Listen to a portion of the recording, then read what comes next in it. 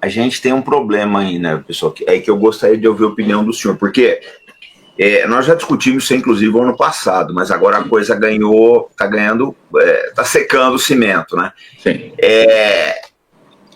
Se falava em 2% na NATO. Hoje já tem gente falando de 5%. As declarações do Mark Rutte, elas não são para dormir em paz, né? Sim. Agora, general, ninguém faz milagre, o senhor sabe disso. Para jogar 5% em defesa, Portugal, principalmente, que é um país pobre e que é muito ligado ao Brasil, a gente se preocupa com o futuro de Portugal. Claro. É menos escola, menos segurança pública, menos saneamento básico, né? Menos investimento na área social. Aí que tá. Como é que o senhor vê que a sociedade vai reagir a isso? Porque pelo que a gente está vendo, esses 5% vão acabar vindo. Vão jogar para 3%, dali a pouco 4%, e nós vamos voltar aos gastos da Guerra Fria, pelo que eu estou vendo aí. Né? Como é que o senhor acha que a sociedade vai reagir a isso? Porque vai sair de algum lugar, não tem a menor dúvida. Vai reagir mal, Sr. Comandante. Aliás, há uma teoria da conspiração, e peço desculpa, peço perdão ou alguma tolerância por estar aqui a transmiti-la, não é? Mas há uma teoria da conspiração que diz que ela não é que está muito empenhada em que o AfD, portanto, o partido alemão dito de radical à direita, etc. Portanto, depende de cada um, analisará como quiser, não quero fazer aqui questões da ordem política. Portanto, um partido que sai do mainstream e que a forma de destabilizar a Europa é colocar a Europa nesta fantasia dos 5%. Aliás, há dois países na Europa, dois países bálticos, salvo erro a Lituânia e salvo erro a Letónia ou a Estónia, há dois países que já apresentaram como seu objetivo os 5%. O que é, mas, ora bem, o orçamento da Letónia deve ser menor que o orçamento de São Paulo, não é? É de certeza menor que o da cidade de São Paulo, nem é do Estado, da cidade de São Paulo. Portanto, aquilo é um país, digamos que, com 1 milhão de habitantes, tanto. Não é? Agora, a questão dos 5% é completamente impraticável e irrealizável nos tempos que correm, não é? O Sr. Comandante falou muito bem no exemplo português, não é? Portugal tem um PIB de 267 mil milhões de euros, grosso modo, não é? Neste momento, o orçamento da defesa andará nos 2 mil milhões. O orçamento da defesa e da segurança interna, o orçamento de defesa e da segurança interna anda nos, que a segurança interna é muito maior, anda nos 6 mil milhões.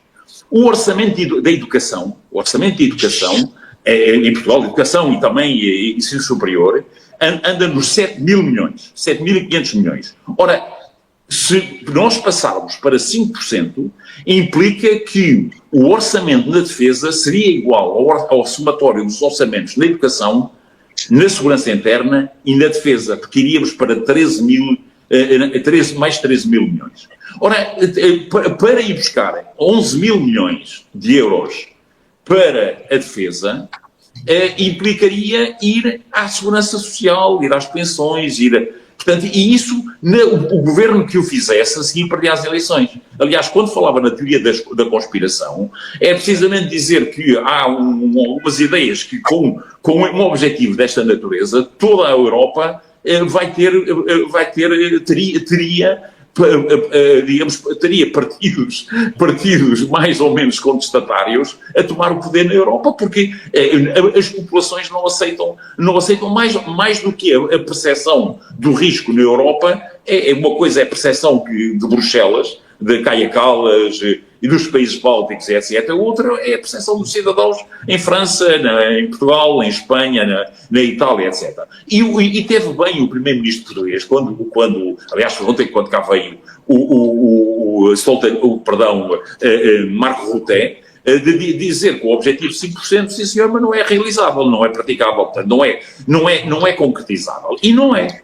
Portanto, aliás, se formos por analogia ver os custos os orçamentos, por exemplo, a Alemanha neste momento tem um orçamento de 63 mil milhões, perto de 64 mil milhões. Com 5% iria para 215 mil milhões. Não faz sentido. Muito mais que o grande problema que as estruturas de defesa na Europa têm nem é material, é pessoal. O grande problema é quando falávamos, quando há uma estratégia genética, primeiro temos que pensar na estratégia operacional e depois na estratégia estrutural. Que tipo de forças armadas é que queremos, para quê, com qual objetivo, com fim? Ok, para atacar é para nos defendermos da Rússia, não é? Então, para nos defendermos da Rússia, qual é a estrutura militar que pretendemos? Se o pressuposto for esse. Por exemplo, a França tem hoje um orçamento na casa de 60 mil milhões. Passaria para 150 mil milhões. Portanto, nenhum orçamento. A Itália de 30 para 100. Portanto, nenhum orçamento consegue atingir estes patamares. E se já é mais ou menos assente que 5% está fora de questão, mas fala-se em 3,5%. Ora, Portugal ainda não chegou aos 2%, não é? Ainda não chegou aos 2%. E não chegará tão cedo. Depois há umas falácias, mete-se a GNR no processo, no orçamento, mete-se a Guarda Costeira que está dentro da Marinha, não sei o quê, e investe-se em navios de patrulha oceânica, quando efetivamente esses não são para defesa, mas são para a guarda de costa, são de segurança interna para todos os efeitos. Portanto, e em última instância, qual é o objetivo do 5%? Vamos ser claros. O objetivo do 5% é que Trump pretende que a Europa transfira dos seus orçamentos, uma fatia de leão para a base tecnológica e industrial de defesa americana. Sim. Esta é que é a razão dos factos. Porquê? Porque, paralelamente ao facto de a Europa ter ficado desindustrializada, permita-me apenas, Sr. Professor Sr. Comandante, a estratégia tem duas linhas. A primeira foi a desindustrialização da Europa. A partir do momento que a Europa deixa de ter energia barata russa, e passou agora para a energia norte-americana, e percebemos que nos telefonemas do lado do Atlântico é no sentido que a Europa continua a comprar o gás norte-americano, mas o gás na Europa é 4 vezes superior ao gás nos Estados Unidos. Por outro lado, o Donald Trump, o que está a fazer na sua estratégia, ele tem uma estratégia de reindustrialização muito bem pensada. Muito bem pensada. Aliás, se me permite, as cinco linhas de orientação que Trump apresentou quando foi da sua tomada de posse, da sua, digamos, do início do seu mandato, foi criar um Iron Dome. Já lá podemos ir e ver os impactos que isto vai ter. Criar, portanto, um sistema de defesa aérea. O que é que isto consubstancia e em que é que isto depois altera afeta a segurança europeia, e o primeiro aspecto é a Dinamarca. Da Dinamarca, a Groenlândia. Portanto, a Groenlândia é a primeira consequência desta ideia de criar um Iron Dome. O segundo é terminar aquilo que eles chamam de invasão de imigrantes. Portanto, fazer uma expulsão de 10,5 milhões de imigrantes ilegais, entra dentro de um objetivo, de uma estratégia económica, que já lá íamos. Depois, a outra é lançar projetos digamos, substanciais no âmbito da inteligência artificial. Ontem tiveram um banho de água fria com o DeepSeek, não é? Mas 500 mil milhões de dólares para investir em inteligência artificial, que está ligado com tudo, naturalmente, mas está também ligado à questão do Iron Dome, à questão da defesa antiaérea. Acabar com as limitações à prospecção de petróleo, portanto, hidrocarbonetos, entra nesta estratégia industrial, e impedir uma terceira guerra mundial. Impedir, portanto, uma terceira guerra mundial. E isso tem a ver com a Europa também, tem a ver com a guerra na Ucrânia. E isto troca as voltas completamente aos europeus. Agora, aqui, em termos de estratégia económica, o que é que Trump pretende? É expulsar 10 milhões e meio de imigrantes ilegais, como se chama, e aí reduz a massa laboral, portanto, aumenta os custos do trabalho, e a população americana fica satisfeita porque deixa de ter, digamos, passa a ver, digamos, a lei da procura e da oferta em termos de trabalho, faz com que, digamos, os custos do trabalho aumentem, e isso é favorável à população. A outra é petróleo.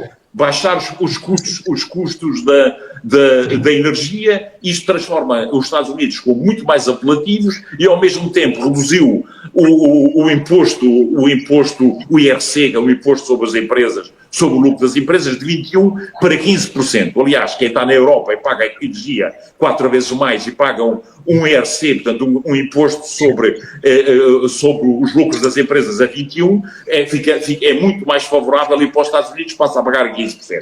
Portanto,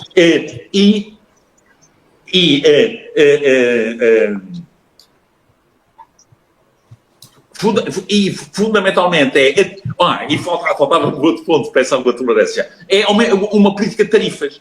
A política de tarifas que vai começar já no dia 1 contra o México e contra o Canadá, como sabemos, fundamentalmente é dirigida contra quem? E também contra a China, não é? É para as empresas americanas que se deslocalizaram, não é? À espera de terem, digamos, de tirarem proveitos económicos por terem mão de obra mais barata, os seus produtos deixam de ser concorrenciais e então regressam. Portanto, a política é por tarifas, por custos do trabalho, por custos energéticos e por custos fiscais, criar nos Estados Unidos condições muito mais favoráveis do que fora do seu país, para que as empresas que foram deslocalizadas durante os anos 90 e durante o primeiro quartel deste século, regressem aos Estados Unidos. Esta é a estratégia de Trump. E depois, em termos, quem é que vai pagar, em boa verdade, ou continuar a alimentar, ou a manter, ou a ser um bom cliente do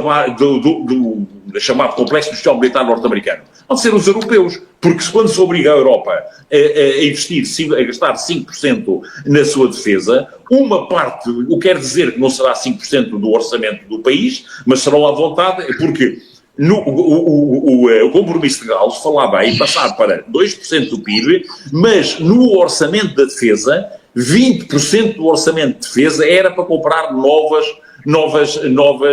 equipamentos. O que quer dizer que destes 5%, 20% do orçamento é dirigido à compra de novos equipamentos. Ora, se nós não os produzimos, não é? A quem é que os vamos comprar? Aos Estados Unidos. Portanto, isto é garantir um mercado perfeito durante os próximos anos. Portanto, esta é a lógica de Trump. E na Europa não percebem esta mentalidade de colonizados mentais, não é? Não percebem que, fundamentalmente, o que está subjacente a esta questão não é questões de defesa. Até porque Trump não quer uma guerra com a Rússia.